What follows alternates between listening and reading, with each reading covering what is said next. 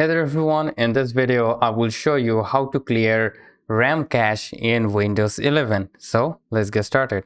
First of all, you need to go to the task manager right away. Let's just go to the task manager, and from here if we go to the performance tab, and as you can see we got cache RAM memory as 5.2 GB.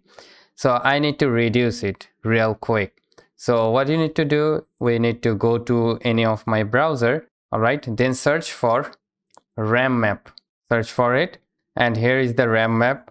So you need to go and download the RAM map real quick. Like, it's a very simple and small application. Just download from here, then open it, and now as you can see we have this. So we will go to the downloads, extract here, click on the extract all.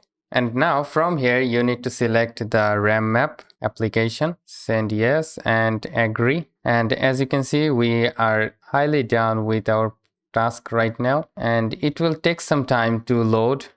And as you can see we have loaded the file RAM map. And then what you need to do, you need to click on the empty space right over here, empty, then empty standby list. Just tap on it and it will take some time to refresh. And as you can see our cache RAM memory has been reduced to 200 MB. So thank you so much guys for watching. I hope this video helps you out. If yes, comment down below. Have a great day.